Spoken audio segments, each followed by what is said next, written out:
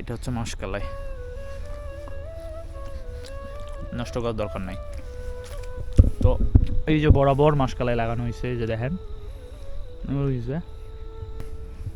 এক গাছে এখানে পেঁপে ধরছে, আবার এই যে এখানে ধরছে, আবার ঠিক এই অংশ থেকে এখানেও পেঁপে ধরছে, এই যে দেখেন। আসসালামু আলাইকুম রহমতুল্লাহ। আমি অন্তর আছি, এই মুহূর্তে অবস্থান করতেছি বগুড়া জেলার সারিয়াকান্দি থানার জোরগাছা গ্রাম, অর্থাৎ আমার জন্মস্থান জোরগাছা। সেই জোরগাছার মাটিতে আছি একদম সকালবেলা। যারা আগের ভিডিওটা দেখেছেন তখন সূর্যের দেখা ছিল না, অলরেডি এই কুয়াশায় মোড়ানো সকালে সূর্যের দেখা কিন্তু পেয়েছি। এটাই আপনাদেরকে একটু দেখাই, দেখেন কত সুন্দর লাগতেছে, চারদিকে কুয়াশা। এই যে শীতের সকাল, এই যে নিজ চোখে এত সৌন্দর্য আপনি যখন না দেখতে পারবেন, জীবনের একটা অংশ যেন অপূর্ণতায় রয়ে যায়। কাজেই বেশি বেশি গ্রামে আসবেন। গ্রামীণ সৌন্দর্য, প্রাকৃতিক সৌন্দর্য, আল্লাহর সৃষ্টির যে সৌন্দর্য, এগুলা বেশি বেশি দেখার চেষ্টা করবেন। মন শীতল হয়ে যাবে, মনে প্রশান্তি আসবে। আর মন ভালো থাকা, মনে প্রশান্তি নিয়ে আসা, এর চাইতে মানে বড় কিছু এই সময়ে এসে আসলে নেই, যেখানে মানুষ মনোযোগী ধরে রাখতে পারে না, মনের মধ্যে সবসময় অস্থিরতা কাজ করে সবার। আর এই সময় এসে যদি মনে একটু সুখ শান্তি পেতে চান, অস্থিরতা কাটিয়ে যদি একটু স্থির হতে চান, তাহলে গ্রামের সৌন্দর্য, গ্রামের সাধারণ মানুষ, প্রাকৃতিক সৌন্দর্য, গাছগাছালি, সবুজ, ফসলের মাঠ, সকালেই শিশিরের মরানো, কুয়াশায় মরানো ঠান্ডা সকাল, এইগুলা অপরিহার্য জীবনের অংশ। কাজেই জীবনটারে কনক্রিট বানায়েন না, একটু আসেন, ঘোরেন, ভালো লাগবে।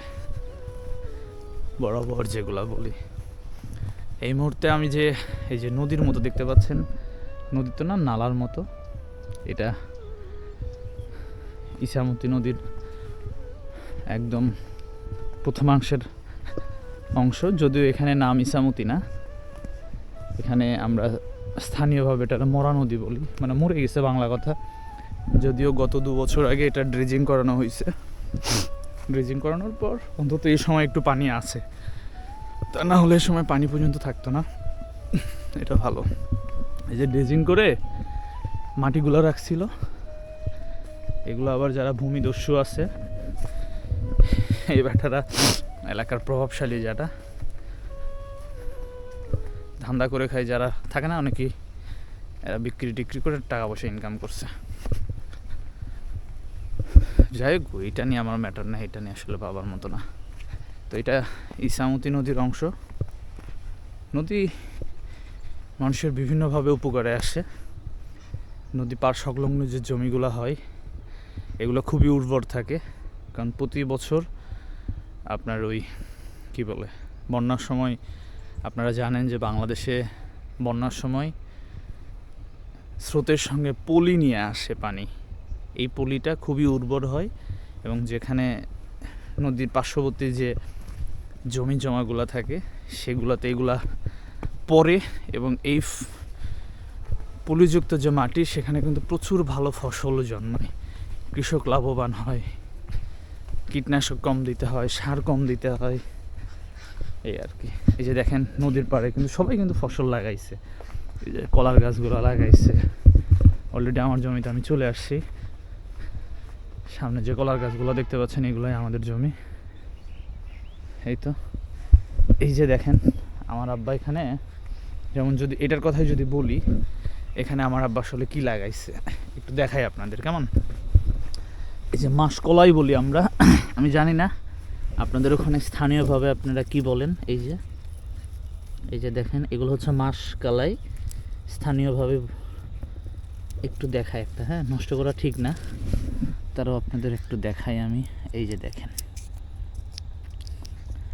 মাসকলাই, এই মাসকলাইয়ের ডাল শীতের বেলা এত মজা লাগে আপনি ধারণাও করতে পারবেন না। এই যে দেখেন, এটা হচ্ছে মাসকলাই, নষ্ট করার দরকার নাই। তো এই যে বরাবর মাসকলাই লাগানো হয়েছে, এই যে দেখেন পুরোটাই মাসকলাই, প্রচুর ভালো ফলন হয় এগুলা। যেটা বলছিলাম যে পলিযুক্ত মাটি কিন্তু কৃষকের জন্য খুবই উপকারী, খুবই দরকারও। পাশাপাশি এই যে জায়গাগুলো দেখতে পাচ্ছেন, এগুলো তো মাসকলাই লাগানো হয়েছে। পাশাপাশি এই যে কলার গাছ, নদী পাড়ে এরকম অনেক কলার গাছ কিন্তু আছে এই জায়গাগুলোতে, প্রচুর কলা ধরে, আমরা প্রচুর কলা খাই, আব্বা বিক্রিও করে। তো তারপরে যে আপনি পেঁপের গাছগুলো দেখতে পাবেন, কত সুন্দর। একটা অদ্ভুত একটা পেঁপের গাছ দেখাই, চলেন। এই দেখেন, আল্লাহ রহমত দিলে কতভাবে রহমত দেয়। এই যে দেখেন, এক গাছে এখানে পেঁপে ধরছে, আবার এই যে এখানে ধরছে, আবার ঠিক এই অংশ থেকে এখানেও পেঁপে ধরছে। এই যে দেখেন, উপরের দিকে কোনো কারণে হয়তো ভেঙে গেছিল, এই যে তারপর 3টা অংশ বের হয়েছে, 3টা অংশ থেকেই পেঁপে ধরছে, 3টা অংশতেই পেঁপে ধরছে আর কি। তো এই হচ্ছে অবস্থা। কাজী আব্বা আইসা মনে হয় ওই পাশে। আর এই যে এই পাশে এগুলো আলুর জমি, আলু লাগানো হয়েছে। পাশে যেটা দেখতে পাচ্ছেন ওটা হচ্ছে যে পটলের জাংলা, পটল লাগানো হয়েছিল। একটু পটল আপনাদের দেখাবো, পটলের জাংলা।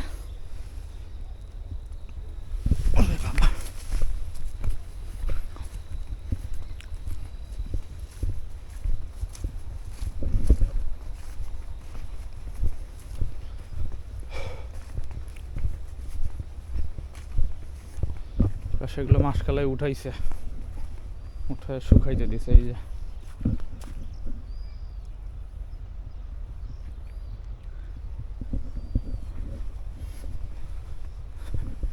এপাশে মাসকলাই উঠে শুকাইতে দিছে। আর এই যে দেখেন পটল, বলি যে পটল যখন মারা যাবে তার আগেই মনে করেন যে এই যে দেখেন এখানে লাইয়ের গাছ লাগানো হয়েছে সিস্টেম করে। মানে পটলের গাছের যখন উৎপাদন ক্ষমতা কমে যাবে, এর মধ্যেই ঠিক লাইয়ের গাছগুলা জাংলায় উঠে যাবে। এই যে এখানে মাচাঙে উঠলে তখন শীতকালীন সবজি লাউ এটা বেশি বেশি খাওয়া যাবে। যেখানেও দেখতেছি 2টা।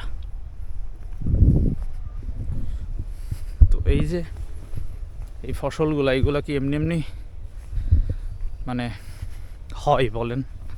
এমনি তো আর হয় না, অনেক কষ্ট করতে হয়, কৃষকের অনেক পরিশ্রম করতে হয়, অনেক শ্রম ব্যয় করতে হয়, সময় ব্যয় করতে হয়, কষ্ট করতে হয়। কাজেই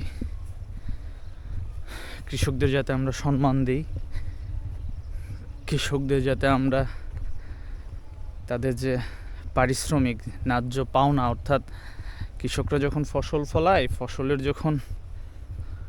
যখন উঠানোর সময় হয় তখন অনেক কৃষক দাম পায় না, দাম পাইলেও সেটা দেখা যায় খরচের তুলনায় যত সামান্য।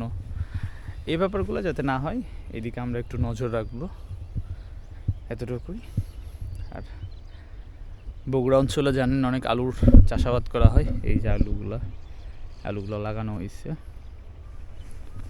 পটল দেখেন কত সুন্দর পটল, একদম ফ্রেশ। তো এতটুকুই, প্রচুর কুয়াশা এখানে।